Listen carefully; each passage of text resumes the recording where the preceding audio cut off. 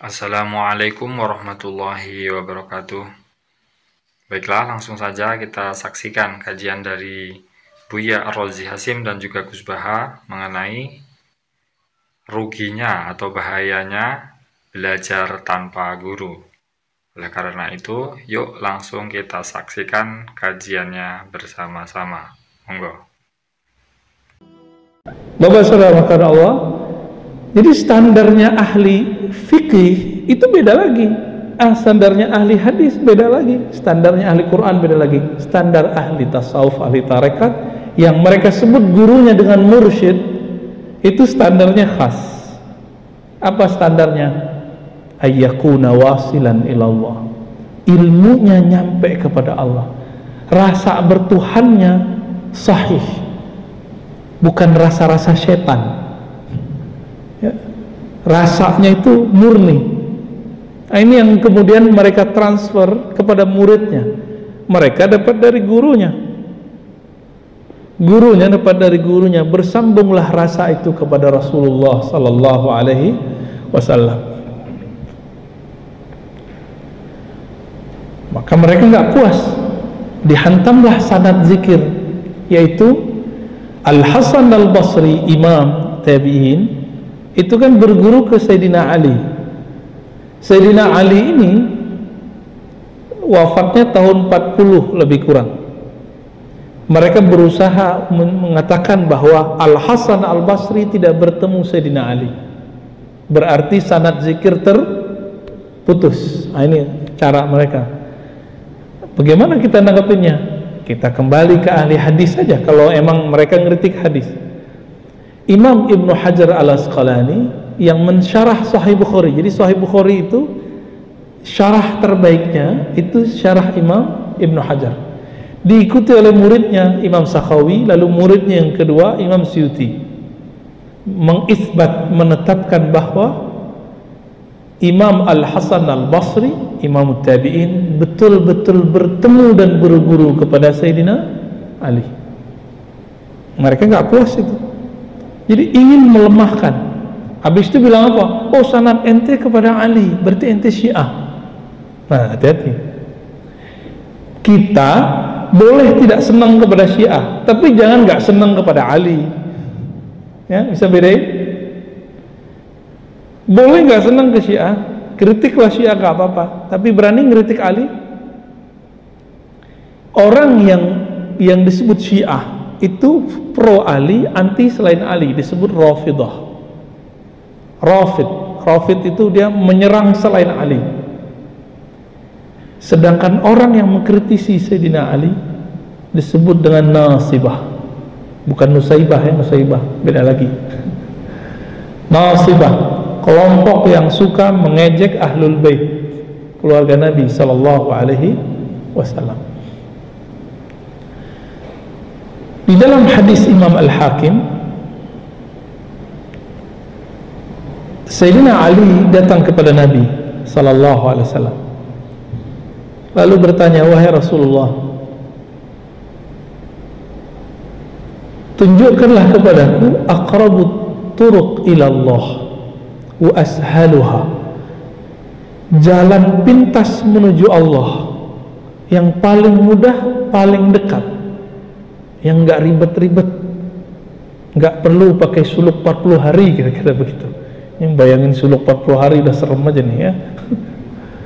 Ada Pak metode ringkasnya. Kalau suluk 40 hari kan itu thariqah para nabi. Nabi Yunus 40 hari di perut ikan, Nabi Musa 40 hari di Tursina, Nabi Muhammad di Gua Hira 40 hari. Ali bin Abi Thalib mikir, ini kelamaan ini 40 hari ya. Terus gimana? Yang gampang wahai Rasulullah. Apa kata Nabi? Alaika bidmudawamati dzikrillah. Ya, hendaklah engkau mudawamah, konsisten berzikir dalam keadaan sir ya, sepi ataupun jahar ya. Kita keraskan, kita lembutkan, ramai ataupun sendiri. Kata Sayyidina Ali, wahai Rasulullah, kalau itu saya juga udah tahu ya, kira-kira begitu kalamnya. Saya pengen yang khusus. Maka disuruh duduk ya, kamu duduk sini. Apa kata Nabi? Ghammid ainaik. Tapi di hadis Imam Hakim itu ada tambahan tengahnya. La taqumus sa'ah. Tidak terjadi kiamat sampai tidak ada yang membaca Allah, Allah. Nggak ada kiamat kalau masih ada yang baca Allah, Allah. Tapi Dajjal keluar, Pak. Walaupun ada orang baca Allah, Allah. Ya. Dajjal sama kiamat kan masih jauh. Masih jauh. Ya. Tapi jauhnya bukan 1 abad, bukan, nggak nyampe. Lalu Nabi SAW mengatakan, ghammid ainaik wa qul la ilaha illallah. Pejamkan matamu, lalu bacalah la ilaha illallah. Pejam mata. Maka metode memejamkan mata bukanlah dari Hindu Buddha. Ya. Ini ada yang nggak ngerti hadis ini, dikira oh nggak boleh memejamkan mata. Kenapa? Tasyabuh bil Buddhiyin, menyerupai orang Buddha, menyerupai orang Hindu, nggak nyambung. Ya. Kebetulan kita sama-sama menjamkan mata, mereka menjamkan mata, itu urusan mereka, urusan kita hadis ini. Ya. Berdasarkan hadis ini kita ringkas aja cerita hadisnya. Ulama kita kemudian meriwayatkannya sebagaimana Sayyidina Ali mendapatkannya. Menirukan model yang ada di situ. Menirukan ini disebut dengan hadis musalsal bizikrillah atau musalsal bitalqin. Hadis menirukan gaya guru, gaya sumbernya hadis ini, keadaan orang yang mengajarkannya, disuruh duduk, disuruh pejam mata, semuanya dibaca sekian kali. Itu ditirukan semua. Namun yang meriwayatkan ini juga dua. Ada versi ahli hadis, pejam-pejam mata juga, tapi nggak ada rasanya. Ada yang versi ahli zikir, dipejamkan mata, tapi ada namanya prakondisi, dikondisikan kolbunya sehingga kolbunya siap menerima la ilaha illallah. Nah itu yang disebut talqin. Hadis ini dianggap sahih oleh Imam Hakim, tapi ketika saya teliti paling tinggi cuma hasan. Wal hasanu yuhtajju kas sahih. Hadis hasan dipakai dijadikan hujjah seperti hadis sahih. Di riwayat Imam Ahmad hadisnya juga dhaif, tapi sudah naik menjadi hasan li ghairihi. Nabi bertanya, Ubadah bin Samit temannya Sayyidina Ali. Apa kata Nabi? Hal fikum gharib. Adakah di antara kalian orang yang gharib? Kalau versi Imam Tabarani, Imam Hakim, gharib di situ artinya orang ahlul kitab. Tapi versi ahli zikir, gharib itu orang yang belum siap menerima talqin zikir. Dan kita ini rata-rata disebut gharib. Maka saya tidak termasuk orang yang ngobrol talqin, Pak. Kita buat conditioning, ya zikir dulu, ya hayu ya qayyum, itu metode aja, ya, supaya tidak gharib. Gharib ini merasa asing, aneh, ini zikir apa lagi nih si ustadz, gitu. Itu orang yang menganggap zikir itu sesuatu yang baru. Maka gharib siapa saja yang belum mengenal bab zikir, belum menghendaki ilmu zikir, belum menghendaki talqin, belum siap ditalqin, itu disebut gharib. Ini versi kita, versi saya maksudnya, ya. Maka Nabi mengatakan tutup pintu, tutup pintu. Lalu Nabi mengajak, irfa'u aydiyakum, angkat tangan kalian. Angkatlah tangan mereka. Wa qulu la ilaha illallah, lalu bacalah la ilaha illallah. Nah, ini namanya talqin jama'i, talqin berjamaah. Nah, nanti ada saatnya kita talqin jamaah di Pekanbaru. Tapi kalau sekarang masih sendiri-sendiri, Pak, ya, masih sir. Ada saatnya kalau jamaah di sini sudah siap, udah nggak gharib lagi, baru kita bimbing zikrullah, insya Allah, ya. Lalu Nabi SAW mengatakan, dengan inilah aku diutus, dengan inilah aku dibangkitkan. Itu sebabnya setelah kita zikir, kita baca apa?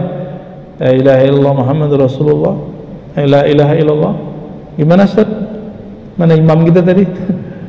La ilaha illallah Muhammadur Rasulullah kalimatu haqqin alaiha nahya, kalimat yang benar, dengan itulah aku hidup, dengan itulah aku mati, dengan itulah aku dibangkitkan. Benar nggak nih? Kita hidup dengan kalimat itu, beneran? Hah? Kayaknya hidupnya pakai handphone ya. Saya aja kemana-mana bawa handphone ya. Maka supaya Allah nggak marah, saya bawa tasbih juga lah ya. Ustaz, ente tasyabuh dengan Yahudi. Loh, mana ada Yahudi pakai tasbih? Yahudi pekan baru kali. Ya. Baik. Jadi hadis talqin zikir, ada versi ahli hadis, ada versi ahli zikir, dan sanadnya dua-duanya bisa dipertanggungjawabkan. Betul, di sana sini ada kritik, cuma secara ilmu talqin, ilmu musalsal, hadisnya menurut ahli tasawuf sahih, karena mereka dapat dari gurunya yang sudah dapat ijazah. Nah, ini rahasia nih Pak, ini perbedaan orang-orang tarekat sufi dengan yang tidak tarekat sufi mengajar zikir. Tarekat sufi itu ngajar zikir harus dapat ijazah dari gurunya. Yang antum benci selama ini itu ya, yang antum bilang ini khurafat, ini fanatis. Bukan, mereka itu untuk menjaga kemurnian zikrullah, itu si ustadz harus dapat izin dari gurunya, biar terjamin bahwa zikirnya benar-benar bersumber dari Rasulullah Sallallahu Alaihi Wasallam. Kita malah bangga, oh saya pakai zikir pagi sore aja tak. Dapat di mana zikir pagi sore? Dapat di mana? Di YouTube ya, atau ketemu di toko kitab ya, ambil di toko buku terus amalin sendiri. Orang yang zikir tanpa berguru, dia dapat berkah tapi tidak dapat faid. Faid itu aliran nur yang Allah berikan kepada guru, diwariskan kepada murid. Apa bedanya? Kalau si murid punya guru, dia lemah, bisa ditarik oleh gurunya, bisa ditegur. Tapi kalau zikir-zikir sendiri, baca-baca maksurat sendiri, baca rotib sendiri, tanpa ada bimbingan guru, kalau kita lagi lemah, tidak ada yang negur, tidak ada yang narik. Itu bedanya. Jadi samalah, kita mau pergi satu tempat, numpang ke orang yang sudah tahu jalan, kita belum tahu jalan dan nggak punya kendaraan. Duluan mana nyampenya? Yang punya kendaraan. Nah, ini ilustrasi paling gampang. Yang paling kenal Allah siapa? Rasulullah, lalu sahabat Rasulullah, lalu tabi'in. Nah, mereka berhenti di situ, disebut salaf. Maka mereka langsung kembali ke kitab salaf. Nggak begitu. Kitab salaf itu juga diriwayatkan dari salaf terus ke khalaf, terus sampai zaman ini. Maka hatta al-yawm ya, sampai saat ini zikir-zikir itu masih diwariskan dari kolbu ke kolbu, dari jiwa ke jiwa, dari ruh ke ruh, sampai hari ini. Al-arwahu junudun mujannadah, sesungguhnya ruh itu sesama mereka saling kenal ya, mereka berkumpul. Semoga berkumpulnya kita ini menunjukkan bahwa ruh kita bersaudara di alam sana. Amin. Ketika Kanjeng Nabi, agama ini, ilmu ini agama, kamu harus melihat guru kamu itu siapa. Sampai wonten makalah man ta'allama bila syekhin fa syekhuhu setan. Orang belajar tanpa guru itu pasti gurunya setan. Kenapa kok gurunya setan? Karena kebenaran itu tidak bisa berdiri sendiri. Coba orang itu tidak bisa loh ngomong kebenaran meskipun ditulis. Misalnya cah cilik, saya ngomong begini, dong sing penting ku mangan. Terus dia hanya berdasar teks, memang ada kata teks, sementing umangan. Terus cilik umangan terus gak tahu ngombe kan ya mati. Tapi beda kalau dia diasuh guru, diasuh pembantu atau ibunya. Sementing umangan cung semangan. Ternyata ya diombeni, bar mangan didusi, wayahe nguyuh ya dicawiki. Sehingga dia menyimpulkan meskipun yang dikatakan sing penting mangan ternyata ada sekian hal yang penting. Tapi kalau Anda hanya percaya teks saja, ngetek berat. Makanya misalnya ada ayat faqtulul musyrikin haitsu wajadtumhum, ketemu musyrik diwe pateni. Terus kamu tidak usah guru, ketemu musyrik pateni. Padahal kita menangi Rasulullah tidak selalu kalau ketemu musyrik mateni. Kita ketemu sahabat, tidak selalu kalau ketemu orang musyrik dipateni. Bahkan Rasulullah punya akad perdamaian dengan kafir dhimmi. Guru-guru kita ya biasa kolaan Cina, kaji-kaji ya biasa dagangan sampai Cina. Kok ramen dipateni? Sesuai kan mikir, yono kontak pateni, yono kontak berdamai. Mergo nganggo guru, nak nganggo tektok. De facto lu musyrikina, wajadumuhu mesti dia ketemu. Nah itu makanya ahwal, makanya disebut di ilmu tarekat ahwalul masyayikh. Perilaku masyayikh itu master, bukan tek tapi perilaku masyayikh. Karena kalau tek itu punya masalah seperti ini tadi. Bang, ya mulane ngaji guru sampai menguasai ahwal, ahwalul masyayikh. Gini apa ahwalul masyayikh? Ahwal itu satu perilaku. Jadi itu penting kalau atur. Saiki wong karo wis tak sinau tek dianalisis. Menganalisis itu nak orang nganggo guru malah melengkar. Kita contoh ngeten nggih, misale sampean ono nasi, ada nasi terus sampean mau makan. Kepengin mangan sate ono nasi wis mbok pangan. Kamu ya sudah mangan. Wah, enak mangan sego mek sate. Tapi jari dokter, wah itu bahaya ngandung kolesterol mari darah tinggi. Nak jari sing wong fikih halal haram. Wah, sapa juju mbok pangan halal tak haram. Sudah terlalu kompleks. Masalah yang kita hadapi itu sudah terlalu apa? Kompleks. Nah dalam hukum itu seperti itu. Misalnya begini, kalau contohnya ini agak jelimet, tapi ini urusan agama tak terang. Qul ara'aytum ma anzalallahu lakum mir rizqin faja'altum minhu haramam wa halala. Terus Allah dawuh qul Allahu adzina lakum am 'ala wahi taftar. Sekarang sampean tak bedheki. Ada orang fakir miskin dikasih makan itu baik apa enggak? Enggak, zaman jawab saja. Baik. Baik. Ya sudah kita sepakat baik. Tapi ada sudut pandang, dia miskin itu kehendak Tuhan apa kehendaknya siapa? Kehendak Tuhan. Berarti Anda menentang skenario Tuhan. Karena Tuhan menghendaki dia miskin, tapi kamu menghendaki dia kaya. Berarti Anda melawan setting Tuhan. Dan itu mergo korban ra ngaji be guru. Makanya orang kafir itu ya pinter-pinter. Wa idza qila lahum anfiqu mimma razaqakumullah. Qala alladziina kafaru lil ladziina amanu anutimu mallau yasha'u at'ama. Pinter-pinter wong kafir. Agar wong kafir kon sedekah. Hei wong kafir sedekah mbek fakir miskin kok ketok ganjaran. Iki Kanjeng Nabi lho sing dawuh. Jare wong kafir-kafir. Mat. Mereka itu fakir karena kehendak Tuhan. Kalau saya ngasih mereka berarti menentang kehendak Tuhan. Piye gak ruwet. Anut imu man sing law yasa'u. Masa kita ngasih makan orang yang andikan Allah berkehendak dikasih makan, Allah saja ndak ngasih kok kita ngasih. Piye ki? Rubah kan pikiran sampean. Berarti penting ngasih apa penting ndak? Lu penting ngasih mergo Islam berarti. Ndak artinya gini, andekan kita tanpa guru, orang bisa punya sudut pandang sesuai teknya gitu. Mau masuk akal juga logika itu ya. Paham sih kalau maksud? Masuk akal juga. Ya mau tuh gale wong mencurang, jare sing seneng berpikir serius, jare sing ra seneng muni mencurang. Liar, pikiran manusia itu pasti liar kalau tanpa guru. Kowe ora cah wedok mencurang. Ambek senyum. Nak cara aku dadi wong lanang, padha ayune seneng sing mencurang. Luwih prospek gak selingkuh. Nah, senyum-senyum ngero wong lanang senyum wah bahaya iki. Tapi nak cara Mustafa seneng sing senyum apian. Mungkin bener saya, iso wae barokah gak senyum-senyum gak selingkuh. Ya mungkin bener Mustafa. Senyum nyenengno. Nah, itu artinya akal itu gak bisa dipegang karena potensinya sama-sama 50-50. Sebenarnya ya soal kira iso mikir 50 mergo goblok kan. Mikirnya searah. Paham ya maksudnya? Ya mau mulane wong kafir iku pinter-pinter. Iso muni ngono.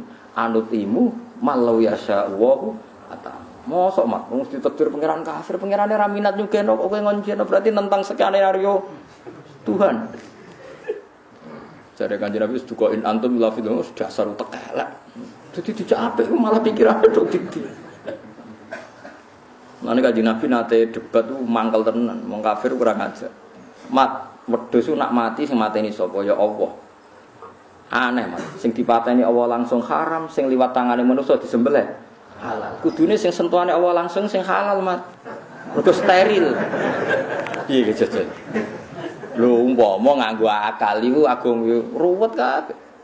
Mulane disebut wa kadzalika ja'alna likulli nabiyyin aduwan syayatinal insi wal jinni yuhi ba'duhum ila ba'din zukhrufal qauli ghurura. Dadi agama iku nak nuruti akal ono zukhrufal qauli ghurura, mesti menipu. Akal itu pasti menipu. Akal itu bulet kan, bulet pol. Wedhus sing di sebelah bae iku halal di jero. Sematene Allah langsung mbok haram kan ngenyek pangeran. Cara nuruti logika. Mana Sayyidina Ali nak wong Yahudi mangkel tenan. Li, jek sikile mangkat sitok, diangkat wae Ali. Loro-loro yo ora iso. Ngono jare balam iso miber ning langit. Ngenyek perkara mikrot. Bareng takok Umar dibaca, Umar emoh dan diskusi. Repot. Mudun wong Yahudi kok utek diobah ambing. Yutek kudu bang ambing.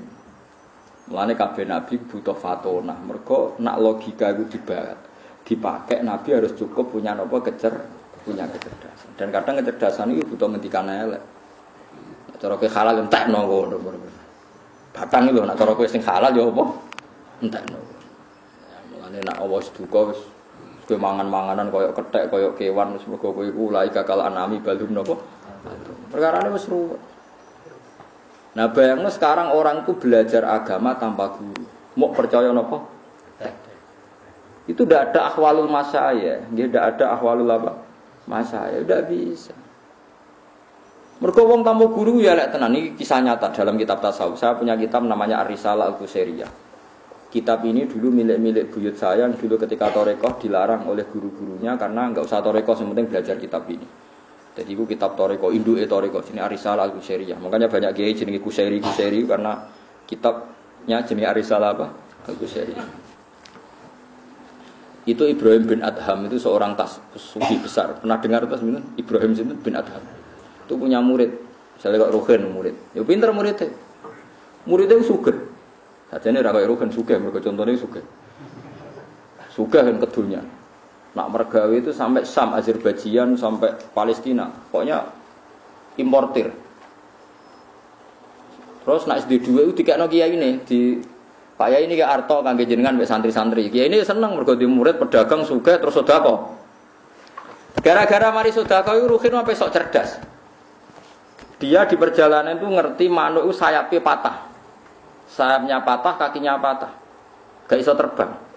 Padang pasir pisan. Lho gak iso terbang ku manuk-manuk liyane ku teko ngekeki mangan. Walhasil manuk burung yang enggak bisa nyari nafkah itu tetap makan. Terus Ruhin sebagai murid sing ibu-ibu cerdas, berusaha cerdas itu nyimpulno, oh nak ngono rezeki kok pangeran. Tekan burung yang sudah tidak bisa nyari rezeki, ya tetep entuk napa? Mangan. Nah ora usah dagang kok tetep bisa mangan. Kodo gurune.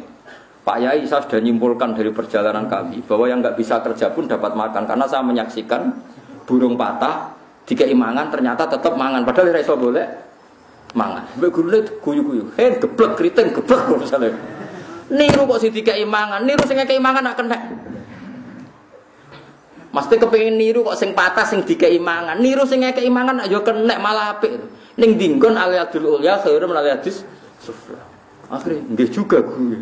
Wes mergo niru kok ape niru sing dikei mangan, niru yo sing ngekei mangan.